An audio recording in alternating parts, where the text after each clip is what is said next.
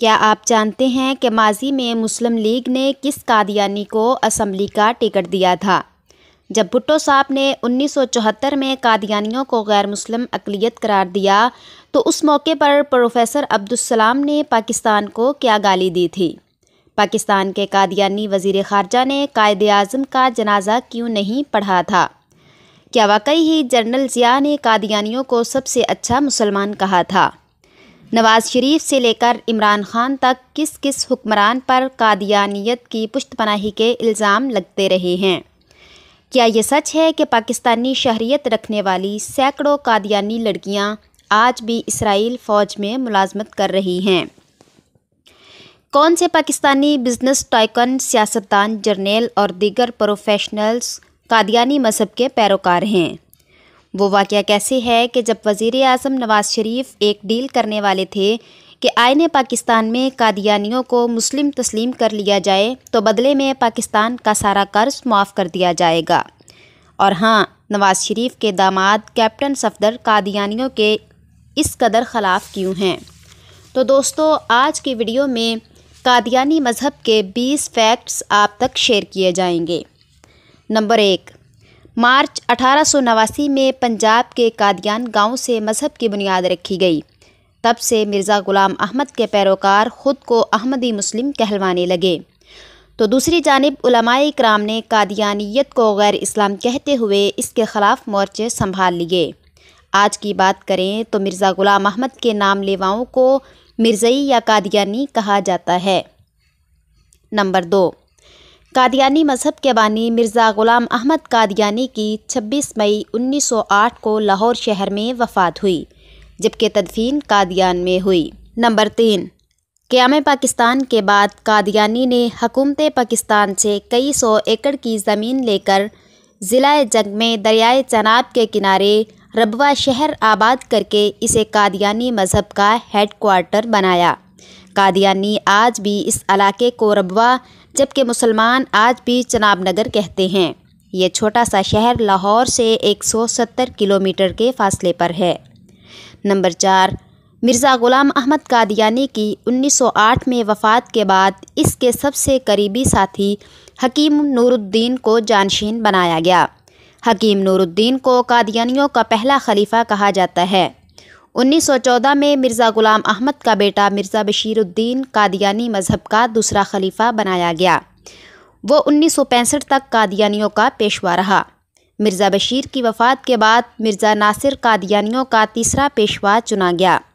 1982 میں مرزا ناصر کی وفات کے بعد اس کا سوتیلا بھائی مرزا طاہر قادیانی مذہب کا چوتھا خلیفہ بنا۔ 2003 میں مرزا طاہر کا بھانجا مرزا مسرور قادیانیوں کا 5واں خلیفہ چنا گیا، جو اس وقت انگلینڈ میں مقیم ہے۔ نمبر 5، آپ کو یہ جان کر حیرت ہوگی کہ پاکستان کے پہلے وزیر خارجہ سر ظفر اللہ خان قادیانی تھے۔ کہا جاتا ہے کہ وہ قائد اعظم کے سفر آخرت کے موقع پر موجود تھے، لیکن انہوں نے قائد اعظم محمد علی جناح کا جنازہ نہیں پڑھا۔ صحافیوں کے پوچھنے پر ان کا جواب تھا کہ آپ مجھے مسلمان حکومت کا کافر وزیر سمجھ لیں یا ایک کافر حکومت کا مسلمان وزیر۔ نمبر 6، 1937 کے الیکشن میں سیالکوٹ کے حلقہ میں اور انڈیا مسلم لیگ نے سر ظفر اللہ خان کے بھائی چوہدری اسد اللہ کو ٹکٹ دیا۔ قادیانی امیدوار کے مقابلے میں سید عطا اللہ شاہ بخاری نے چوہدری غلام رسول کو اپنی پارٹی کا ٹکٹ دیا اور ان کی الیکشن کمپین چلانے لگے، اور پھر رزلٹ آیا تو مجلس احرار کی کینڈیڈیٹس نے الیکشن میں فتح حاصل کی اور چوہدری اسد اللہ کو بدترین شکست سے دوچار ہونا پڑا۔ نمبر 7، ماضی میں قادیانی لیڈرشپ کی جانب سے یہ اعلان سامنے آیا تھا کہ 1952 کا سال گزرنے نہ پائے، اس سے پہلے ہی صوبہ بلوچستان کو احمدی بنا لو۔ تو اس کے جواب میں سید عطا اللہ شاہ بخاری کے وہ جملے ریکارڈ ہیں جو انہوں نے مرزا بشیر کو مخاطب کرتے ہوئے کہا کہ 1952 کا سال تمہارا ہے اور 1953 کا سال ہمارا ہے۔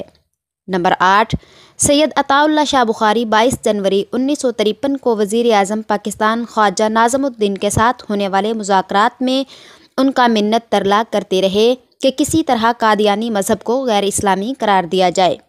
جواب میں تہجد گزار وزیر اعظم الحاج خواجہ ناظم الدین کا کہنا تھا کہ اس وقت ملک میں غذائی قلت ہے، اگر میں تمہارے مطالبات تسلیم کر لیتا ہوں تو ہمیں امریکہ سے گندم کا ایک دانہ تک نہیں ملے گا۔ ایک بار موچی گیٹ لاہور کے جلسے میں سید عطا اللہ شاہ بخاری نے اپنی ٹوپی اتار کر کہا تھا کہ خواجہ میری یہ ٹوپی آج تک کسی کے آگے نہیں جھکی، لے خواجہ یہ ٹوپی میں تیرے قدموں میں رکھتا ہوں، خواجہ میں تیرے کتے بھی نہلاؤں گا، بس تو میرے آقا میرے سائیں کی عزت بچا لے۔ نمبر 9، سال 1953 میں وطن عزیز فسادات کی زد میں تھا۔ 53 کی تحریک ختم نبوت کے دوران 6 مارچ کو صرف لاہور کی حد تک مارشل لا نافذ کر دیا گیا اور میجر جنرل اعظم خان کو کمان سونپ دی گئی۔ یہ مارشل لا صرف 70 دنوں تک نافذ العمل رہا۔ ہزاروں کی تعداد میں کارکنان کو لاہور کے شاہی قلعے میں قید کر دیا گیا۔ گولیوں کی تھرتھراہٹ سے لاہور کا مال روڈ اور مسجد وزیر خان کے قرب و جوار دن رات گونجتے رہے۔ نمبر 10، پاکستان میں ایک بار پھر قادیانی ایشو 1974 میں ہائی لائٹ ہوا اور پھر وزیر اعظم ذوالفقار علی بھٹو نے قومی اسمبلی میں کئی روز کی بحث کے بعد 7 ستمبر 1974 کے روز آئین پاکستان میں قادیانیوں کو دائرہ اسلام سے خارج قرار دے دیا۔ اس روز ڈاکٹر عبدالسلام نے اپنی ڈائری میں یہ لکھا، declare non Muslim can not come. Doctor Abdus Salam نے ایک مرتبہ کہا تھا کہ میرے پاس 2 رستے تھے، یا فزکس چھوڑ دوں یا پاکستان، تو میں نے دکھی دل کے ساتھ پاکستان چھوڑ دیا۔ نمبر 11، سید عطا اللہ شاہ بخاری کے دست راست آغا شورش کشمیری کے 7 روزہ چٹان میں ایک مضمون پرنٹ ہوا، جس کے مطابق بھٹو دور میں جب ایک روز کسی سائنسی کانفرنس میں شرکت کے لیے ڈاکٹر عبدالسلام کو دعوت نامہ بھیجا گیا تو انہوں نے یہ لکھتے ہوئے دعوت نامہ پرائم منسٹر کو واپس بھیج دیا کہ میں اس وقت تک لانتی ملک میں قدم نہیں رکھوں گا جب تک آئین میں کی گئی ترمیم واپس نہ لی جائے۔ جب مسٹر بھٹو نے یہ ریمارکس پڑھے تو غصے سے ان کا چہرہ سرخ ہو گیا۔ اسی وقت بھٹو نے لکھا کہ ڈاکٹر عبدالسلام کو فی الفور برطرف کر دیا جائے۔ نمبر 12، قادیانی مذہب میں فرزند احمدیت کے نام سے پکارے جانے والے نوبل انعام یافتہ ڈاکٹر عبدالسلام نے ایک موقع پر انٹرویو میں کہا تھا کہ جو سلوک بھٹو نے قادیانیوں کے ساتھ کیا ہے، اس پر یہی دعا کروں گا کہ نہ صرف مسٹر بھٹو بلکہ ان تمام کا بھی بیڑا غرق ہو جو اس فیصلے کے ذمہ دار ہیں۔ نمبر 13، میاں محمد نواز شریف نے اپنی پہلی وزارت عظمیٰ کے دور میں پارلیمانی اجلاس میں کہا تھا کہ قادیانیوں سے متعلق ترمیم آئین سے ختم کر دی جائے تو ہمارے سارے قرضے معاف ہو جائیں گے۔ امریکہ صرف ہماری ہاں کے انتظار میں ہے اور وہ سارے قرضے معاف کرنے کو تیار بیٹھا ہے۔ اس موقع پر راجہ ظفرالحق ڈٹ گئے کہ ہم ایسا نہیں ہونے دیں گے۔ پھر میاں صاحب بولے، نہیں وہ تو میں نے ویسے ہی کہا تھا۔ آپ کے علم میں ہوگا کہ یہی نواز شریف قادیانیوں کو اپنا بھائی قرار دے چکے ہیں، جس پر مذہبی طبقے کی جانب سے شدید رد عمل آیا۔ اس کے علاوہ ماضی میں عمران خان اور تحریک انصاف پر بھی قادیانیوں کے خفیہ ایجنڈے کی ترویج کے الزامات لگتے رہے ہیں۔ نمبر 14، نون لیگ یہ الزام بار بار دہراتے رہتے ہیں کہ عمران خان کا سارا ننہال مرزائی ہے اور خود شوکت خانم بھی کٹر قادیانی تھی، تو دوسری جانب عمران خان کے سپورٹرز یہ موقف پیش کرتے ہیں کہ شوکت خانم اگر قادیانی ہوتی تو انہیں مسلمان کے قبرستان میں ہرگز جگہ نہ مل پاتی، اور ایسا کیسے ممکن تھا کہ قادیانی عورت شوکت خانم کا جنازہ مجاہد ختم نبوت مولانا عبدالستار خان نیازی پڑھاتے۔ نمبر 15، عاطف رحمان ایک پاکستانی نژاد امریکی ماہر اقتصادیات ہیں۔ انہوں نے دنیا کے بہترین تعلیمی ادارے MIT سے اکنامکس میں PhD مکمل کی اور پھر یونیورسٹی آف کیلیفورنیا میں پڑھانا شروع کیا۔ عالمی مالی ادارے MIF کی جانب سے عاطف میاں کو دنیا کے ٹاپ 25 نوجوان اکنامکس میں شمار کیا جاتا ہے۔ عاطف میاں کو پاکستان میں شہرت اس وقت ملی جب 2018 میں عمران خان وزیر اعظم پاکستان بنتے ہی اسے اکنامک ایڈوائزر میں شامل کرنے کا فیصلہ کیا، لیکن بعد میں مذہبی حلقے کی جانب سے شدید رد عمل اور احتجاج آیا تو عمران خان نے گھٹنے ٹیک دیے اور عاطف میاں کو مشاورتی کونسل سے فارغ کر دیا۔ نمبر 16، آج سے چند سال پہلے کیپٹن صفدر نے پارلیمنٹ میں قادیانیوں کے خلاف تقریر میں قائد اعظم یونیورسٹی کے شعبہ فزکس کو ڈاکٹر عبدالسلام کے نام سے موسوم کرنے پر احتجاج کیا تھا، جبکہ وہ ممتاز قادری زندہ باد کے فلک شگاف نعرے بھی لگواتے رہے۔ آج سے چند ہفتے قبل چناب نگر میں ہونے والی سالانہ ختم نبوت کانفرنس میں کیپٹن صفدر نے پرجوش تقریر کی، تو دوسری جانب مریم نواز یہ موقف دے چکی ہیں کہ ہم کیپٹن صفدر کے نظریات سے اتفاق نہیں کرتے۔ नंबर 17।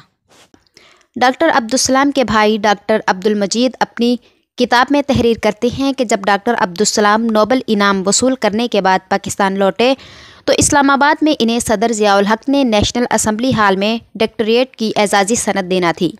तकरीब शुरू होने से पहले नमाज यासर का वक्त हुआ तो ज़ियाउल हक़ ने डॉक्टर अब्दुल से पूछा, प्रोफेसर साहिब क्या आप हमारे साथ नमाज अदा करेंगे या अलहदा नमाज़ पढ़ेंगे? डॉक्टर साहिब बोले कि सर मैं नमाज अलहदा पढ़ूंगा।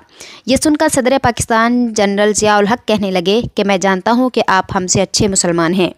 ज़ियाउल हक़ की यह बात सुनकर डॉक्टर अब्दुल एक लम्हे तो सकते में आ गए और फिर जुर्रत करते हुए बोले कि अगर आप इजाज़त दें तो क्या आपका यह बयान अखबारों में छपवा दूँ? तो फिर जनरल ज़ियाउल हक़ मुस्कुराते हुए बोले कि आप ज़रूर अखबारों में छपवा दें, लेकिन मैं इनकार कर दूंगा। नंबर 18। पीपल्स पार्टी के कत्ल हो जाने वाले गवर्नर पंजाब सुलेमान तासीर के हवाले से लोगों का मानना है कि वो कादियानी थे। इसमें कोई शक व शुबा नहीं कि मजहबी हलकों में बैड बॉय समझे जाते थे। लिबरल आज़ाद ख्याल सुलेमान तासीर के कत्ल हो जाने के बाद कोई भी मौलवी उनका जनाजा पढ़ाने को तैयार न था। हत्ता कि गवर्नर हाउस के सरकारी इमाम और बादशाही मस्जिद के खतीब मौलाना अब्दुल खबीर आज़ाद ने भी ये कहते हुए साफ साफ इनकार कर दिया कि हमें भले नौकरी से निकाल दो लेकिन हम इस शख्स का जनाजा नहीं पढ़ाएंगे। नंबर 19। सुलेमान तासीर के बेटे शान की मिर्ज़ा मसरूर के साथ तस्वीर सोशल मीडिया पर आते ही दीनदार तबके ने इनके ख़िलाफ़ मोर्चे संभाल लिए। आपको याद होगा कि इस मौके पर शान तासीर ने जलती पर तेल छिड़कते हुए ये पोस्ट की थी, खिलाफत अहमदिया जिंदाबाद, एक कौम एक खून एक पाकिस्तान। नंबर 20।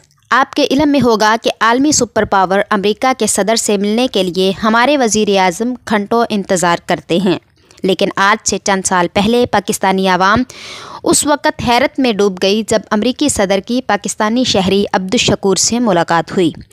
असल में अमेरिका के स्टेट डिपार्टमेंट ने आलमी मजहबी आज़ादी के दिन पर मज़हब के सताए लोगों की सदर से मुलाकात करवाई थी और यहाँ कादियानी की नुमाइंदगी अब्दुल शकूर ने की थी, जबकि सुलेमान तासीर का बेटा शान तासीर इसके ट्रांसलेटर के तौर पर साथ गया था।